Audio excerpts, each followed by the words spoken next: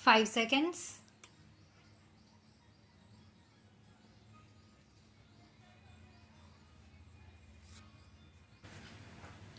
Mr. Vice Chairman, sir, I was submitting in the forenoon session that political defections have become a moral feature of our political and public life.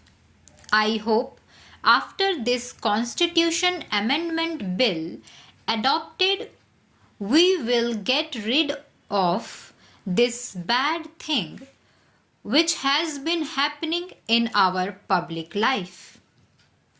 I was also saying that a good move has been made by the party in power. After all, a democratic government is not a government by majority. It is not a majority rule which operates. In the real sense, the party in power should take the parties in opposition into confidence. Not merely take them into confidence, but they should also try to meet their point of view to the fullest extent possible. This is the way democracy operates. This is the system which we have inherited from our ancestors, which used to be in the form of panchayat system. We need to preserve, nurture, and see that it flower further so that we can take all advantages through this system. The only alternative to this system is, as is well known, dictatorship, where a person, a human being, cannot flower his own and to the full. Basic freedoms which are very necessary for an advancement of the society and for achieving various objectives are not available.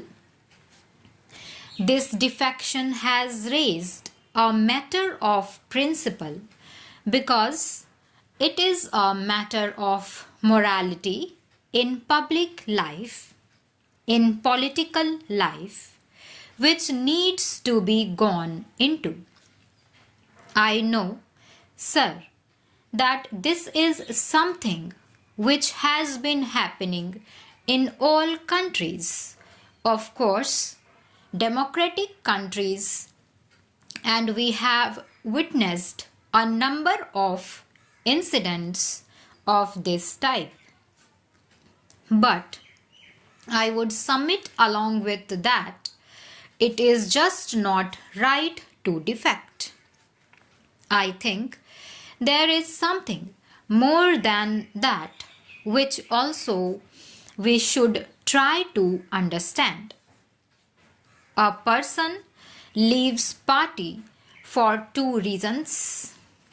One is that it is a matter of principle or certain basic policy or a program against which the party is trying to go.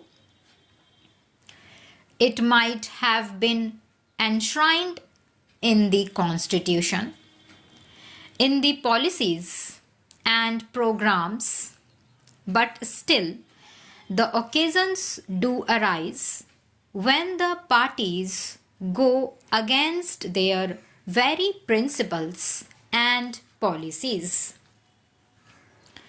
It is only under circumstances that there are certain persons, members, who are more loyal to the basic principles rather than to the institution or a party who raise the question of freedom of conscience. After all, political party is an instrument to achieve something. It is not an end by itself. If you like, from this point of view, the right to dissent or even to leave is a basic right which should exist in any democratic society. But the point that is relevant is how this is going to be exercised. It is going to be exercised for personal advancement, gain, personal benefit, selfish interest, or some national or social interest. That is the dividing line, and this should be kept in mind. I am therefore happy that the particular clause which used to be in the original bill that was sought to be introduced, that a person who could be expelled from a party outside the house not connected with the voting in-house also would disqualify from the membership of the house has been given a go by unanimously. That is a very welcome feature of this particular bill. Again, as I was saying, there are a number of situations wherein the people are required to operate, to work, and vote according to the policies that are laid down. It is true that the members are elected on the basis of certain policies and programs to a political party. It is therefore their bounden duty to see that these policies and programs are properly implemented and the issues that come up before the House are accordingly voted upon. Any person or member who tries to transgress these limits needs to be punished, but it is in this context that it becomes a matter of very serious concern. That is, when a person defects because he wants to get into power or get something in return, either in installing or pulling down the government. This is something which is more condemnable, and that is why it has become a matter of contempt as far as the public is concerned. But sometimes I do wonder, sir, that if defection is given a go by for all the time to come, and in all the countries, probably the great men who have appeared on the scene in history might not appear anymore. As my one friend put it, the charms of defection also may not be there. I would like to submit that there was a great man who defected not once but thrice.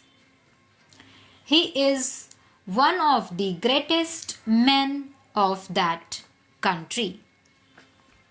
as we see it, he started his career as a Conservative Party member, became an independent member, and later on again reverted to the Conservative Party, from where he occupied the highest post in the country. Stop.